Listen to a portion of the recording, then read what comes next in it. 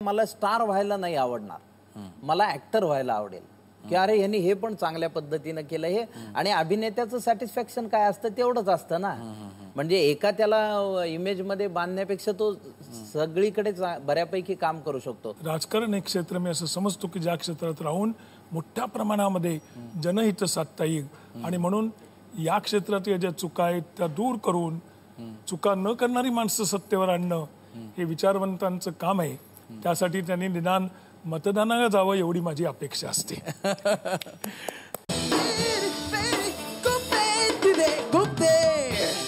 Sir, आमचा हा जो सेगमेंट आहे यामध्ये आम्ही लोकांना तुमच्याबद्दल खुपणाऱ्या गोष्टी मांडतो इथे.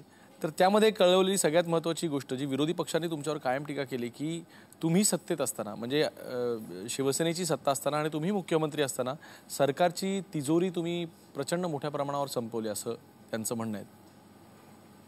तिजोरी असते तीच संपवण्यासाठी असते, त्यामुळे ती संपवली याच्यात काही चुकीचं नाही. फक्त ती तिजोरी संपवताना ती जनहितासाठी संपवली का स्वहितासाठी हा प्रश्न होऊ शकतो. आणि मला स्वहितासाठी तिजोरी संपवण्याची कधीही गरज वाटली नाही, शासकीय तिजोरी. कारण मी स्वतः पहिल्यापासून व्यवसायामध्ये आहे, उद्योगधंद्यामध्ये आहे आणि त्यामुळे तिजोरीचा जर पैसे खर्च केले असतील तर ते जनकल्याणासाठी केली, लोकांच्या कामांसाठी केली आणि ते करतच राहणार. प्रश्नच नाही. पण आता तुम्ही जो म्हणलात की तुमचा स्वतःचा देखील तुम्ही व्यवसायामध्ये तुमच्या आहात, तर असाही तुमच्यावर आरोप होतो की एकंदरीत शिवसेनेच्या कालावधीमध्ये तुम्ही शिवसेनेच्या शाखा वाढवण्यापेक्षा जास्त कोहिनूरच्या शाखा वाढवल्यात असं म्हटलं जातं. आपल्याला सांगायला हरकत नाही, परंतु मी पहिल्यापासून शिक्षक आहे, स्वतः शिकवतो आणि आत्ताच माझ्या कोहिनूर संस्थेला 50 वर्ष पुरी झाली आणि त्या कार्यक्रमासाठी या देशाच्या राष्ट्रपती प्रतिभाताई पाटील या स्वतः आल्या होत्या आणि त्यांनी सुद्धा या संस्थेच्या कामाचं कौतुक केलं. पण राजकीय क्षेत्रामध्ये काम करताना तुमचे हितशत्रू असतात, ते या अफवा उठवत असतात, त्याकडे जास्त पाहण्याची गरज नसते. मकरंदकडे आपण येऊया. मकरंद, एक दिवस जर का मुख्यमंत्री व्हायला मिळालं तर काय कराल? 5 वर्ष मी असं करीन, खेड्यापाड्यातलं भारनियमन काढून टाकीन, खूप लाईट विकत आणून देईल, परराज्यातली परदेशातनं विकत आणून 5 वर्ष लाईटचा खेड्यापाड्यात चकचकाट करीन. शेतकऱ्यांना 24 सगळी कर्जमाफी, सगळ्यांना जे बियाणं फुकट, सगळं खतं फुकट, कीटकनाशक फुकट, त्यांनी ते उत्पादन घ्यायचं. दलाली बंद करीन, सावकारी बंद करीन. खेड्यापाड्यातल्या पोरांच्या पायात चपला, नवीन ड्रेस, चांगले चांगले कपडे आणि 24 तास त्यांना खायला घालीन. मग जे काही कर्ज होईल राज्यावर ते पुढच्या मुख्यमंत्र्यांनी पाहून घ्यावं.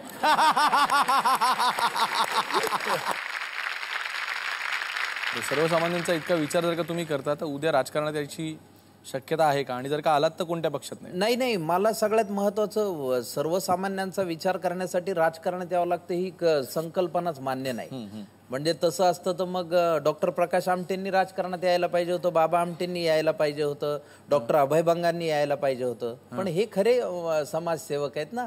राजकारणात आलं की माणूस काय होतं, स्वतःचा जास्त विचार करू लागतो ना. सर, तुम्हाला पटतं का हे काय म्हणतात? बिलकुल पटत नाही.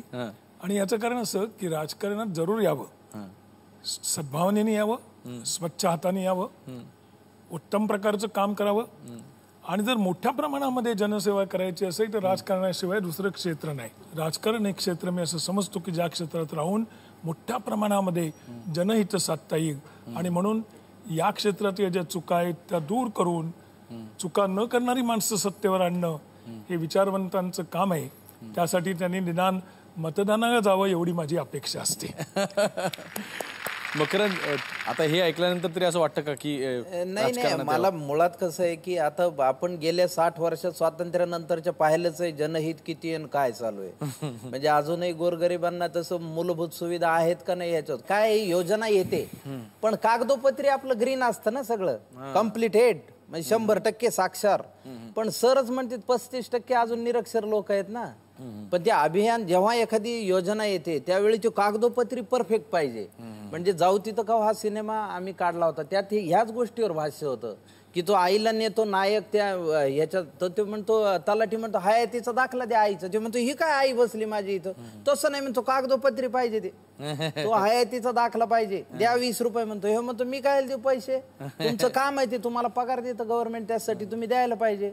तो म्हणतो नाही, मग तो म्हणतो तुम्ही उद्या या. तो म्हणतो असं कसं, मला 10 रुपये खर्च येतो आईला रिक्षात नाही इथं घालून आणायला. तो म्हणतो मी 8 दिवस असं करणार आहे तुमच्या बरोबर, किती पडतील तुम्हाला 80 रुपये, मी किती मागायला लागलो 20, तुम्ही 15 दिले तर काय नाही म्हणणार आहे मी. आता हे आपल्या सगळ्यांना माहिती आहे ना, या युगात एक तर बॅड व्हा नाही तर मॅड व्हा असं युग आहे.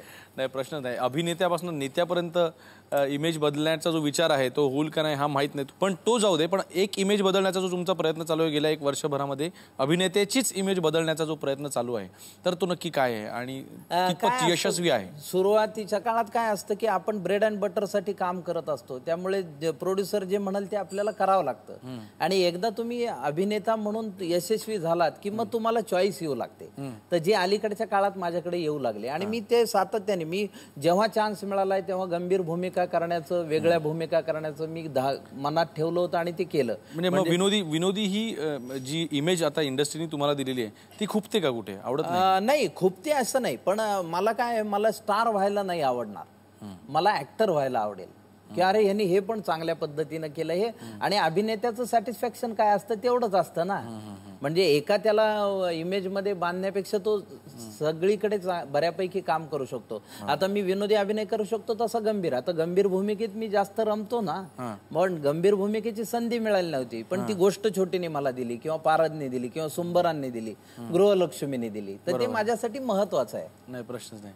सर तुम्ही एक यशस्वी व्यावसायिक आहात. अगदी स्पष्ट विचारायचं झालं तो एक बिझनेसमनचा जो ब्रेन असतो, एका व्यावसायिकाचा जो ब्रेन असतो, मेंदू असतो, तोच राजकारणात अप्लाय होतो का आणि तसेच राजकारणी पुढे जातात का? तुमचा हा प्रश्न अतिशय चांगला आहे. राजकारणी लोकांनी तो ब्रेन व्यवसायाचा राजकारणामध्ये किती वापरावा हे त्याच्यावर कोणते संस्कार आहेत त्यावरती अवलंबून राहणार. व्यवसाय करणारा माणूस हा पैसे मिळवण्यासाठी व्यवसाय करतो ही गोष्ट खरी आहे, खरं, परंतु त्याचं जर हृदय चालू असेल आणि त्याचं मन प्रामाणिक असेल तर ते करताना सुद्धा तो कोणत्याही प्रकारचा आपल्या व्यवसायामध्ये व्यभिचार होऊन देणार नाही. सर कोहिनूरच्या देखील ज्या जागा आहेत त्या बहुतांशी जागा या बस स्टँडच्या जवळच्या आहेत, मग त्या कशा मिळवायच्या याबद्दल तुम्ही आता जे होतकरू व्यावसायिक आहेत त्यांना कसा काय सल्ला द्याल? त्यांना मी एवढं सांगेन की जागा कुठेही असतातच, मुळामध्ये नकारार्थी प्रवृत्ती नष्ट झाली ना हे सगळं दिसायला स्वच्छ लागतं.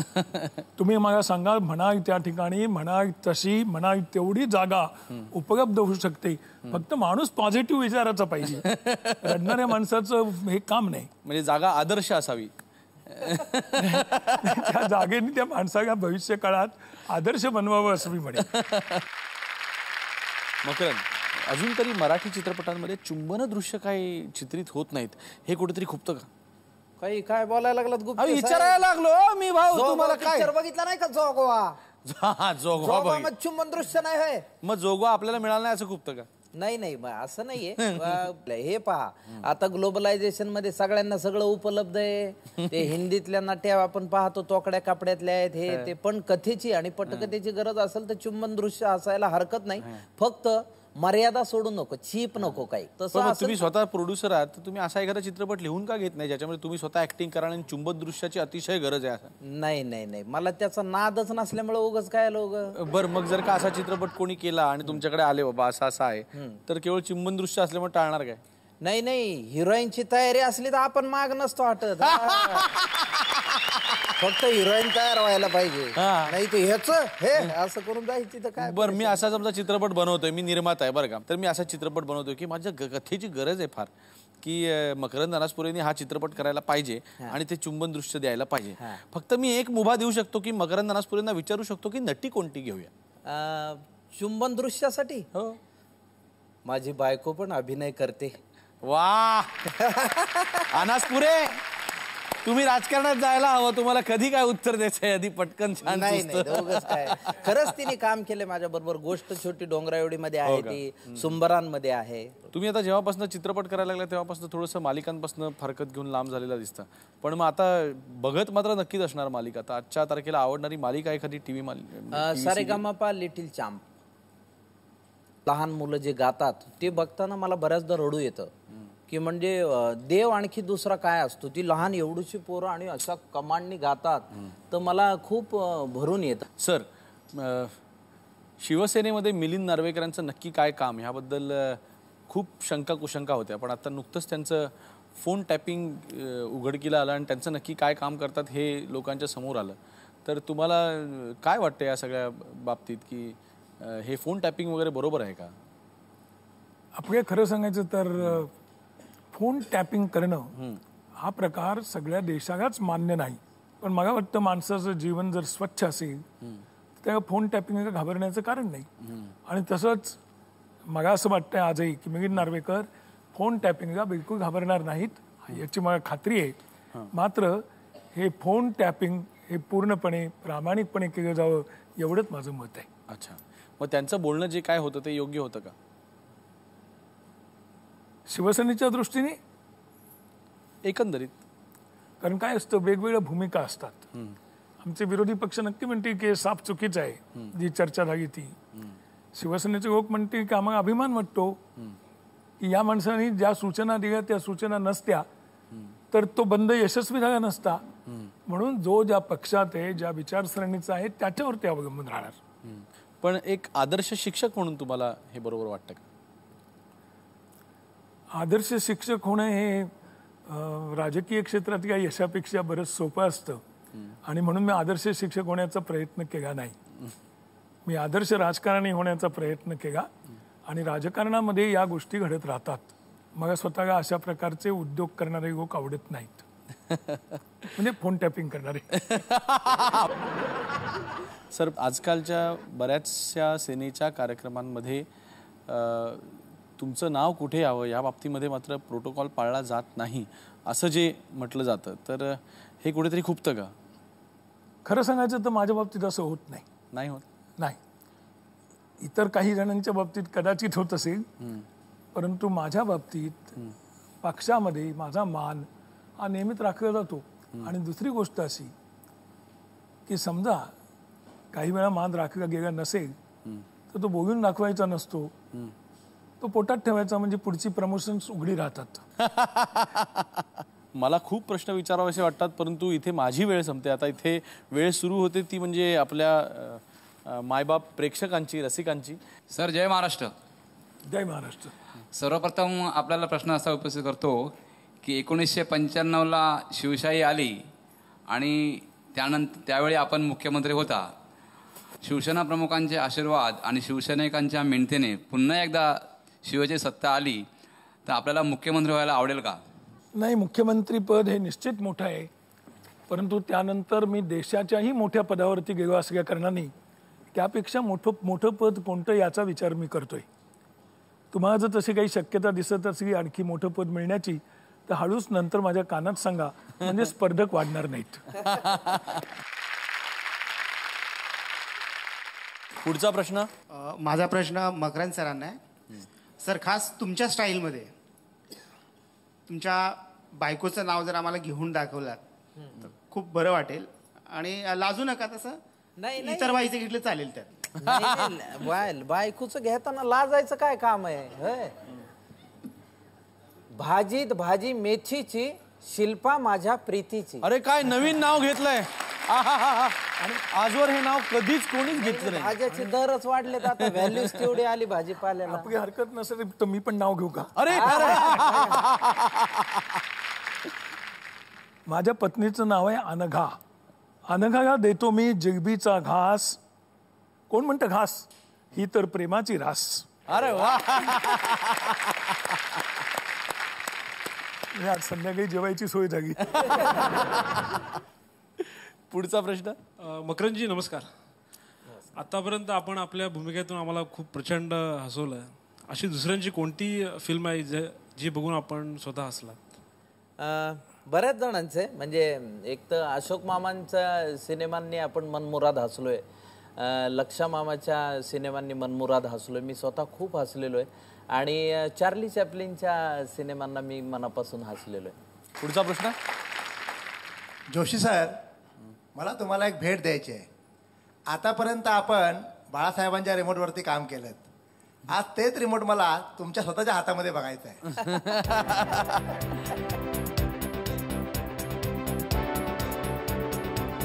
रिमोटवरचा पूर्ण अधिकार उद्धवजी ठाकरे यांचा आहे, त्यांना हे पाठवून द्या.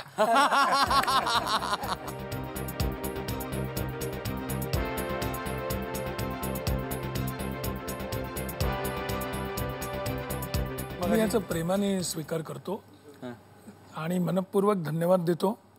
उद्धवजींना जर नको असेल तर हा मी माझ्याकडे ठेवीन. एक छोटासा प्रश्न दोघांना कॉमन.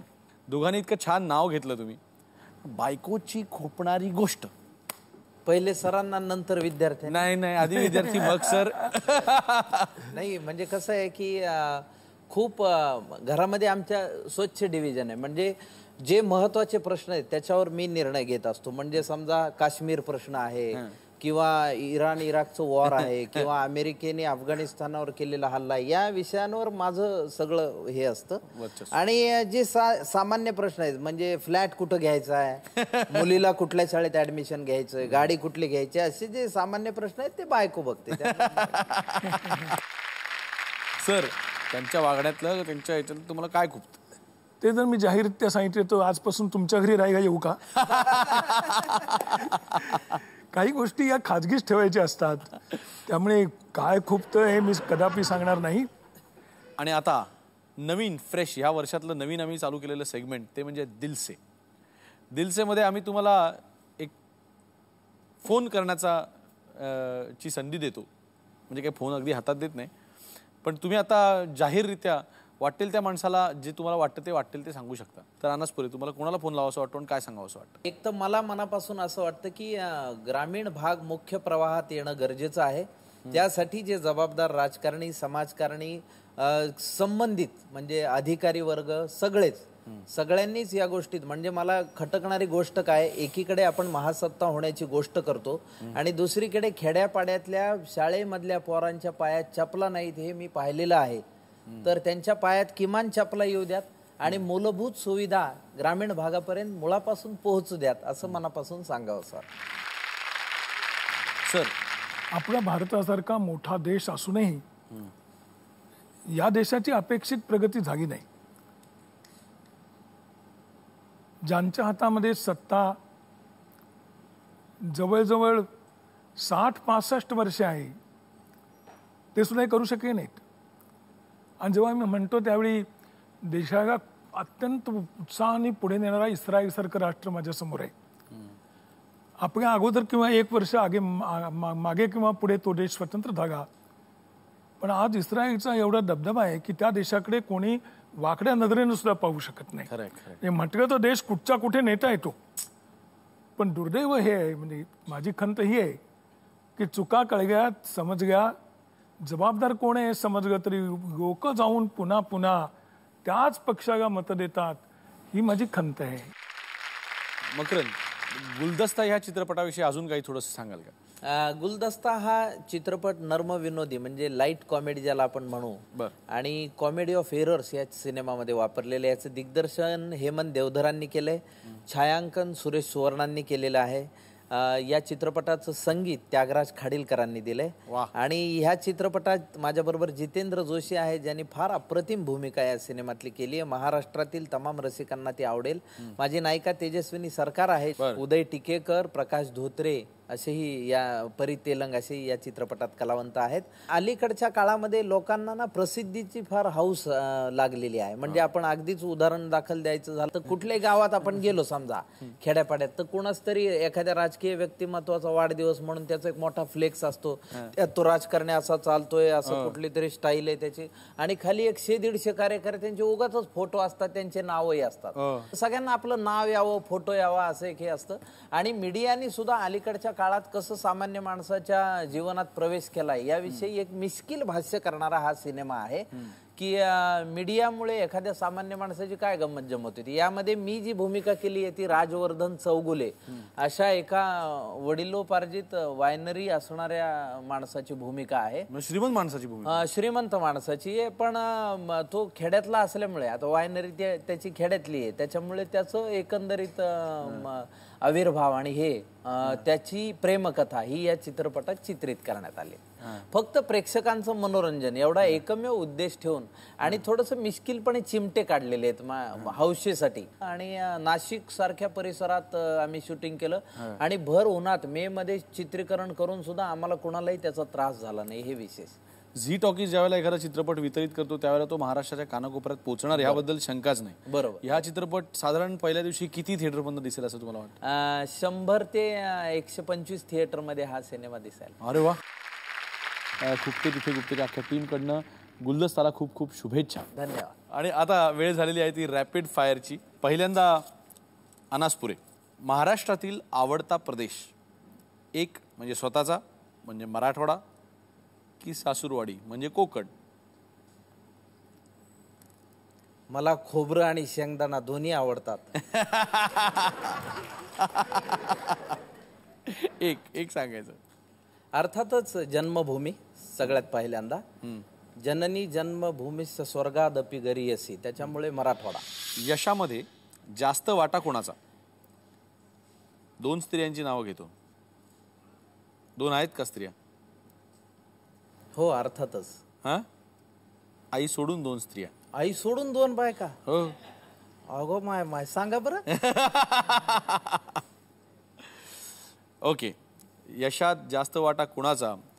जी आधी आयुष्यात आली ती शिल्पा विचारे की जी नंतर आयुष्यभर साथीदार बनली ती शिल्पा अनासपुरे? अर्थातच शिल्पा अनासपुरे, कारण तिने सगळ्याच ह्याच्यात ऍडजस्ट केलं म्हणून ती जास्त महत्वाची. कुणासारखा सुपरस्टार म्हणून जगावं असं वाटेल? अमिताभ बच्चन का रजनीकांत? रजनीकांत. अर्थातच. तुझ्यामुळे ग्रामीण सिनेमे अजूनही बनतात आणि तुझ्यामुळे ग्रामीण सिनेमे अजून बनतात. आता ही टीका आहे की कॉम्प्लिमेंट? अर्थात कॉम्प्लिमेंट, कारण ग्रामीण भाग कायम गृहीत धरावाच लागणार. ग्रामीण भाग मुख्य प्रवाहात आल्याशिवाय या देशाचं कल्याण आणि प्रगती होणार नाही, हे माझं वैयक्तिक मत आहे. आणि आता सर, मनोहर जोशींना ओळख देणारं नाव शिवसेना की कोहिनूर?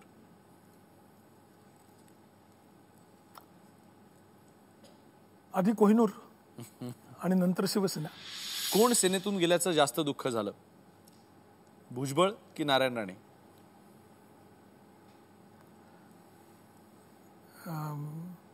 मग कोणीही शिवसेना सोडून गेलं योग्य कारणाशिवाय तर मग नेहमीच दुःख होतं. मग ह्यामध्ये जर का राज ठाकरे नाव असतं तर? तरी मग वाईट वाटत असतं ना. वाईट न वाटणं तर का नाही, परंतु कोणीही सोडून गेलं तरी शिवसेना कायम राहते हे मात्र आता मला कळून आले.